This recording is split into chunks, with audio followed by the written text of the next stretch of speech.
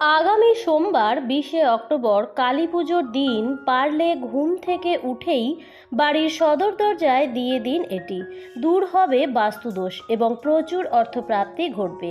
মা কালীর আশীর্বাদে আপনার পরিবার ভরে উঠবে সুখ, শান্তি এবং সমৃদ্ধিতে। মা কালী সর্বদাই অশুভ শক্তির বিনাশ করে থাকেন, তাই মায়ের আশীর্বাদ থাকলে কেউ আপনার পরিবারের কোনো ক্ষতি করতে পারবে না। নমস্কার বন্ধুরা, ভক্তিমূলক কথা চ্যানেলে জানাই আপনাদের সকলকে স্বাগত। বন্ধুরা, আশা করছি ঈশ্বরের আশীর্বাদে আপনারা প্রত্যেকেই ভালো আছেন এবং সুস্থই আছেন। সামনেই আসতে চলেছে কার্তিকী অমাবস্যা। কার্তিকী অমাবস্যার এই তিথিটি বছরের আর 12টি অমাবস্যার থেকে একেবারেই আলাদা এবং এর গুরুত্ব বিশেষ। এই দিন অনেক গৃহস্থ বাড়িতেই এবং প্রত্যেক কালী মন্দিরেই মা কালীর বার্ষিকী পূজাটি হয়ে থাকে। এই দিন মা মহাকালীকে জাগ্রত করা হয়। আবার এই বিশেষ দিনেই ঐশ্বর্য ও ধন প্রাপ্তির জন্য মা লক্ষ্মী এবং গণেশ ঠাকুরের পূজাও হয়ে থাকে।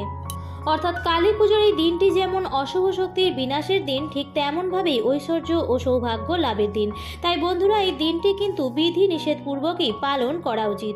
কালী পুজোর দিনে আমরা প্রত্যেকেই বাড়িতে প্রদীপ প্রজ্বলিত করি, বাড়ির কোনো স্থান অন্ধকারাচ্ছন্ন রাখি না। তবে যদি আপনারা আপনাদের বাড়ির সদর দরজায় এই বিশেষ জিনিসটি ঢালতে ভুলে যান বন্ধুরা, তাহলে আপনি যতই প্রদীপ প্রজ্বলিত করুন না কেন, ভাগ্যে যদি কোনো অন্ধকার থাকে সেটা কিন্তু সেই প্রদীপের আলোয় আলোকিত হবে না। তাই বন্ধুরা, এই কাজটি আপনাদের করতে হবে একদম সকালবেলায় এবং কাজটি আপনাকে করতে হবে কালী পুজোর দিন। তাই আমার সকল দর্শক বন্ধুদের অনুরোধ করব যে আজকের ভিডিওটি একদমই স্কিপ না করে সম্পূর্ণ দেখবেন। দেখার পর যদি ভালো লাগে তাহলে অবশ্যই কিন্তু একটি লাইক করবেন এবং কমেন্টসে লিখবেন জয় মা কালীর জয়। এবং বন্ধুরা, ভিডিওটি অবশ্যই শেয়ার করবেন আপনাদের নিকট আত্মীয় স্বজন এবং বন্ধু বান্ধবদের সাথে। কালী পুজোর আর বেশি দিন বাকি নেই। ভিডিওটি পেলে প্রত্যেকেই উপকৃতই হবেন আর আপনাকে ধন্যবাদ জানাবে। চলুন বন্ধুরা, আসা যাক মূল পর্বে। প্রথমেই জানিয়ে দিই এই বছর কালী পুজো কবে পড়েছে।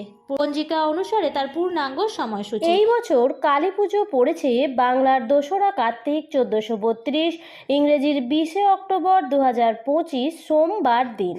অমাবস্যা তিথি লাগছে সোমবার দুপুর 2:57 থেকে এবং অমাবস্যা তিথি থাকছে মঙ্গলবার বিকেল 4:26 পর্যন্ত। কালী পুজো যেহেতু সমস্ত মন্দিরে রাত্রিবেলায় হয়ে থাকে, তাই সোমবার দিন রাত্রিবেলায় মন্দিরে পুজো হবে মা কালীর। যারা পুজো দেন তারা সারাদিন উপবাস থাকেন এবং রাত্রি জাগরণে মা কালীর পুজো করে থাকেন। কিন্তু বন্ধুরা, যাদের পক্ষে সারাদিন উপবাস থাকা সম্ভব নয় তারা পরের দিন কোনো মন্দিরে গিয়ে পুজো দিতে পারেন, কারণ পরের দিন প্রায় সারা দিন অমাবস্যা তিথি থাকছে। বন্ধুরা, এই কাজটি আপনারা সোমবার অথবা মঙ্গলবার যে কোনো একদিন করতে পারেন, তবে আমি বলবো ভূত চতুর্দশীর পরের দিন অর্থাৎ সোমবার দিনেই আপনারা এই কাজটি করার চেষ্টা করবেন। আমরা প্রায় সবাই জানি কালী পুজোর আগের দিন হয় ভূত চতুর্দশী। পুরাণ অনুযায়ী মনে করা হয় এই দিন স্বর্গ ও নরকের দ্বার কিছুক্ষণের জন্য উন্মোচিত করা হয়। একই সঙ্গে বিদেহী আত্মা এবং স্বর্গত ব্যক্তিরা নেমে আসেন পৃথিবীতে। আমরা 14টি প্রদীপ জ্বালাই আমাদের পূর্বপুরুষদের উদ্দেশ্যে। প্রদীপের চিহ্ন দেখে নিজেদের উত্তর পুরুষের ভিটে পৌঁছন তারা, তাদের আশীর্বাদ করেন। একই সঙ্গে ভূত ও প্রেত ও সাঙ্গপাঙ্গ নিয়ে মর্তে আসেন রাজা বলি। তাই পরের দিন অর্থাৎ কালী পুজোর দিন কিন্তু আমাদের অবশ্যই আমাদের বাড়ির যে মুখ্য দরজা আছে তার মধ্যে এই বিশেষ জিনিসটি অবশ্যই ঢেলে দেওয়া উচিত, যার ফলে সেই জায়গাটি পবিত্র হয়। মা কালী অশুভ শক্তির বিনাশ করেন, মা লক্ষ্মী ঘটান শ্রীবৃদ্ধির। দীপাবলির দিন যেমন মা কালীর পূজা হয়, তেমনই কিন্তু ধনলক্ষ্মীরও পুজো হয়ে থাকে। তাই বন্ধুরা, এই দীপাবলির দিনটিতে কালী পুজোর দিনটিতে আপনারা আপনাদের বাড়ির মুখ্য দরজায় বা সদর দরজাটি পরিষ্কার পরিচ্ছন্ন করে রাখবেন এবং তাতে এই 1 ঘটি জল ঢালতে কিন্তু একদমই ভুলবেন না। তবে হ্যাঁ বন্ধুরা, সাধারণ জল ঢাললে কিন্তু হবে না। সাধারণ জল ঢাললে সেটি খুব বেশি কার্যকরী হয় না। অবশ্যই সেই জলটিকে আরো বেশি শক্তিশালী করা উচিত এবং যাতে সেই জলটি আরো বেশি ফলপ্রদায়ী হয় তার জন্য একটি ঢাকা দিয়ে ঠাকুর ঘরে রাখতে হবে। এই জলটি আপনাদের তৈরি করতে হবে কালী পুজোর আগের দিন সন্ধেবেলায়। ভূত চতুর্দশীর দিন সন্ধেবেলায় যখন আপনারা নিত্য সন্ধ্যা দেবেন তখন তো ঠাকুরের কাছ থেকে সকালের যে যে চাপানো ফুল বেলপাতা সেগুলো তো সবই সরিয়ে নেবেন, পরিষ্কার পরিচ্ছন্ন করে নেবেন। তাছাড়াও সেদিন ভূত চতুর্দশী, সেদিন আপনারা নিয়ম মতো 14 প্রদীপও জ্বালাবেন এবং বাড়ির সর্বত্র সেই 14 প্রদীপ প্রজ্বলিত অবস্থায় রেখে দেবেন। সেই সময় আপনারা একটি তামার ঘটি নিয়ে নেবেন। বন্ধুরা, তামার ঘটি নিলেই কিন্তু সবথেকে বেশি ভালো হয়। তামার ঘটিতে জল রাখলে সেই ঘটির জলটি আরও বেশি শক্তিশালী হয়ে ওঠে। কিন্তু যদি আপনাদের কাছে তামার ঘটি না থাকে তাহলে আপনারা ঠাকুরের বাসনের থেকে পিতলের ঘটিও নিতে পারেন। চেষ্টা করবেন গঙ্গার জল নিতে, অন্যথায় আপনারা পরিষ্কার শুদ্ধ জল নিলেও চলবে। এই জলের মধ্যে এবার মিশিয়ে নেবেন সামান্য একটুখানি কর্পূর, সামান্য একটুখানি কালো তিল এবং আপনার ইষ্ট দেবতার চরণ থেকে নেওয়া যে কোনো একটি ফুল, সেই এক ঘটি জলের মধ্যে আপনারা মিশিয়ে দেবেন। তারপর বন্ধুরা, সেই ঘটিটি ঢাকনা দেওয়া অবস্থায় আপনার ঠাকুর ঘরে ঠাকুরের সামনে রেখে দেবেন। সেই জলটি কিন্তু সারা রাত ঠাকুরের চরণের কাছেই থাকবে।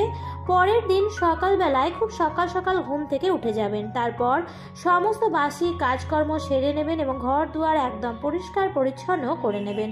স্নান সেরে নেবেন এবং স্নান সেরে শুদ্ধ বস্ত্র পরে ঠাকুর ঘরে গিয়ে আপনারা সেই এক ঘটি জল ঠাকুরের সামনে থেকে নিয়ে নেবেন এবং যে প্রসাদী ফুলটি আপনারা জলের মধ্যে রেখেছিলেন সেই ফুলটি সরিয়ে নেবেন। কারণ এই জলটি তো সদর দরজায় দেওয়া হবে, আর সদর দরজায় সবাই আসা যাওয়া করে, তাই ফুলটি থাকলে হয়তো কারোর পায়ে লেগে যেতে পারে। তাই ফুলটি আপনারা সরিয়ে নেবেন এবং তারপর সেই জলটি নিয়ে সদর দরজায় ঢেলে দেবেন।